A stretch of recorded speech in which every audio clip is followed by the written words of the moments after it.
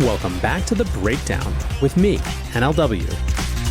It's a daily podcast on macro, Bitcoin, and the big picture power shifts remaking our world. The Breakdown is sponsored by Nexo.io, Near, and FTX, and produced and distributed by CoinDesk. What's going on, guys? It is Friday, June 10th, and today we are talking about crypto, bringing the fight to regulators through the legal system. A couple housekeeping notes before we dive in. There are two ways to listen to the Breakdown podcast. You can hear it on the CoinDesk Podcast Network feed, which features the Breakdown as well as other great CoinDesk shows and comes out in the afternoon, or you can wait a few hours for the show to come out in the evening on the Breakdown only feed. Wherever you're listening to the show, if you're enjoying it, I would so appreciate a 5-star rating and a review. It makes a big difference. Lastly, a disclosure as always, in addition to them being a sponsor of the show, I also work with FTX. So this weekend, you're going to hear some interviews that happen at the Consensus Festival. And so today I'm going to do a bit of the weekly recap style show, even though it's only Friday.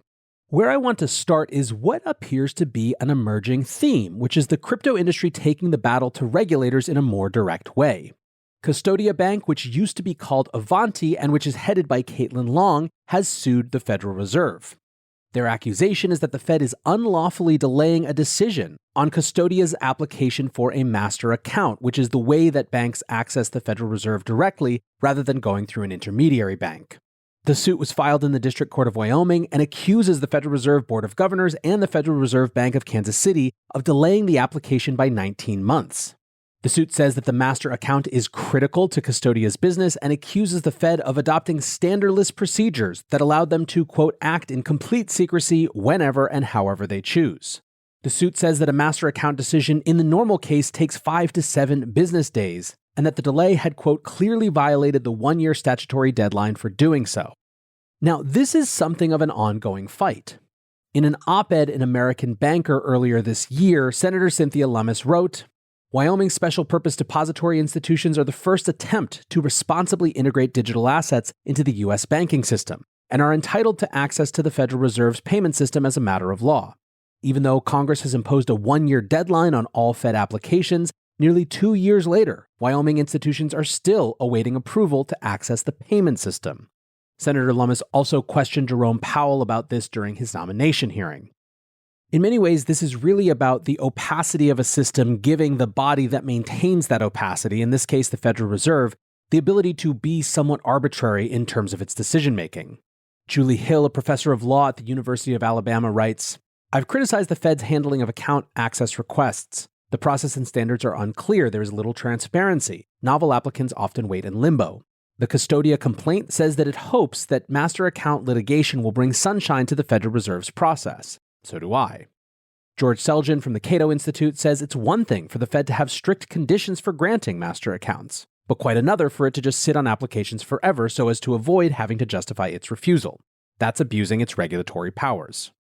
The other dimension of this story, though, outside the specific complaint, is this idea of a company in the digital asset space availing themselves of the legal system to try to force the issue.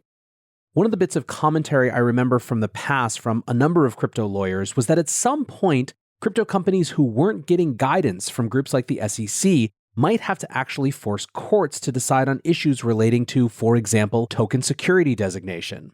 One other piece of evidence that this sort of legal challenge from the crypto industry comes from Grayscale, who are in the middle of trying to convert the Grayscale Bitcoin Trust into an ETF. This week, they posted to Twitter, as we enter the final month before a response is due on our application to convert GBTC to an ETF, we have retained Donald B. Verrilli Jr., former Solicitor General of the United States, as additional legal counsel. We want to ensure that we have the strongest possible team of legal minds ready to support our Bitcoin ETF application. Verrilli will serve as a senior legal strategist working alongside our attorneys and in-house counsel. He is one of the nation's most experienced attorneys with a deep understanding of legal theory, administrative procedure, and the practical matters of working with the judiciary branch.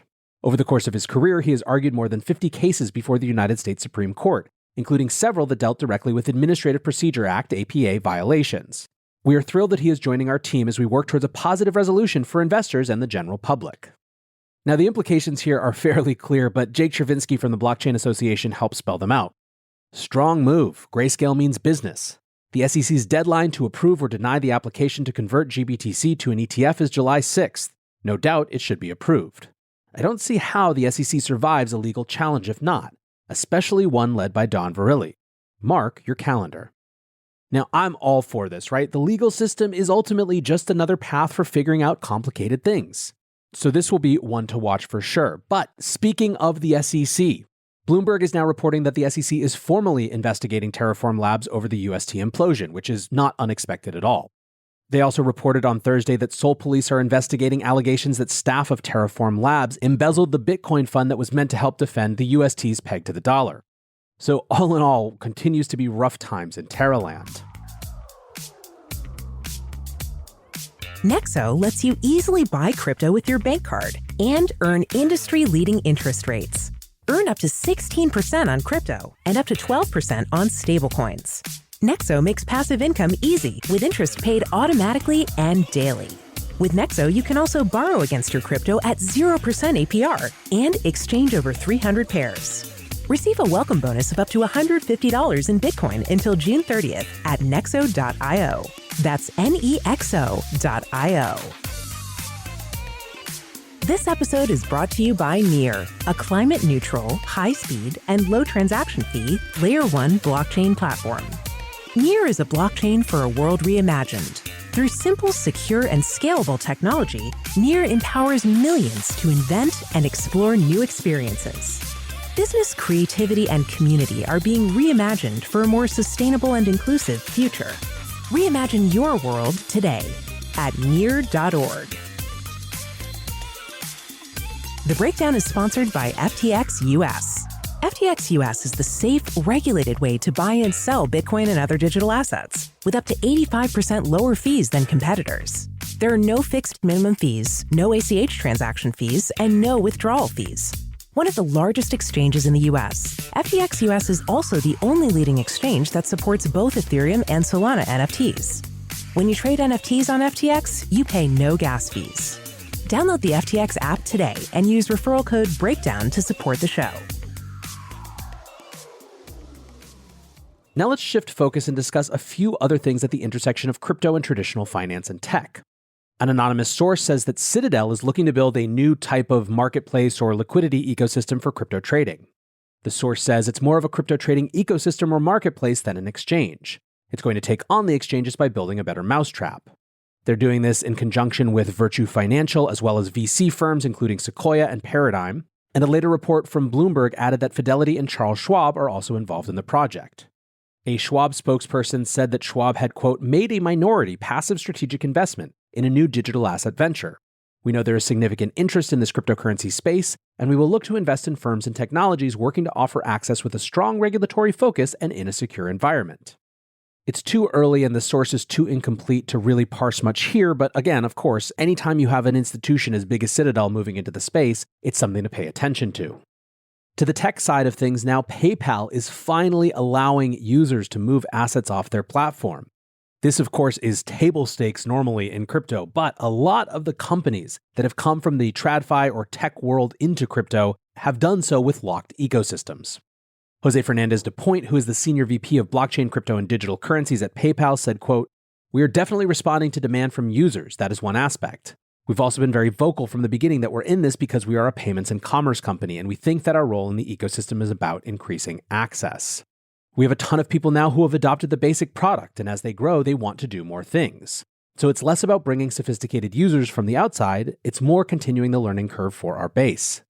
Dan Held had a great summary of this. Both Robinhood and PayPal eventually allowed deposit and withdrawal of crypto. Customers don't want siloed experiences. This bodes well for the future of the space. Continuing our tour of big institutions, Citi is doing a lot of writing about crypto these days. One report has a conclusion that I'm sure you'll find absolutely shocking. Volatility, it reads, has affected user adoption. Tentative evidence suggests a reduction in trading volumes in futures positions, but not wholesale declines in investor interest in the space. Certainly, I think this would dovetail with pretty much everyone's experience. However, PwC has a counterpoint which they tweeted just yesterday. Despite the volatility in the cryptocurrency sector, many traditional hedge funds are investing in crypto, and more specialist crypto funds are being established as the digital asset class gains acceptance. Still, Mike Novogratz from Galaxy Digital said that of the some 1,900 crypto hedge funds that exist right now, Likely 2/3 of them will fail during this bear market. Citi also released a report about the metaverse, speculating that it could represent a revenue opportunity as large as $13 trillion, a huge, huge number. The methodology of the report was to basically add together all internet-related revenue plus physical real-world activities that would be displaced by the metaverse. The report identified 5 sections of metaverse investment opportunities, including operating systems connecting people and content, blockchain that decentralizes economic systems and ownership of digital assets, natural user interfaces, e.g. voice control and gestures for greater user immersion, extended reality headsets, and cloud networking infrastructure. Now, candidly, this is a really expansive definition of the metaverse, which isn't necessarily wrong.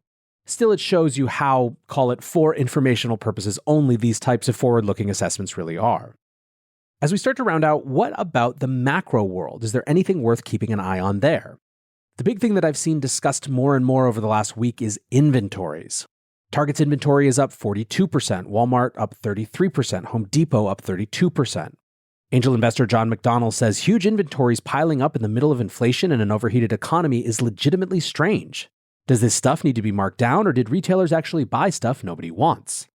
Now, there are many different theories on this, but the core and most often repeated is that when supply chains got backed up during the pandemic, sometimes customers tried double ordering, and as soon as retailers could, they ordered more than they needed so as not to be caught flat-footed. Ultimately, then, what we're seeing now would be a bullwhip effect in which small disruptions a while ago are causing larger dislocations now. Still, a key point of debate is how much of the buildup is also being driven by monetary policy that is causing demand destruction. Jeffrey Snyder has been talking about this for months. Demand destruction plus historic inventory doesn't end with more inflation, he writes. It actually ends inflation. Media is having a ton of trouble trying to figure out what's going on with Target, and it's not just going to be Target. Chicago Tribune thinks Americans pivoted away from pandemic spending. No, Americans have been forced away from spending, period. Snyder goes on to point out that this problem isn't over. There's still more inventory coming. At the same time consumer spending habits are changing, meaning falling, the flood is still flooding. So if this is about Fed policy and demand destruction, then obviously the implications are quite large.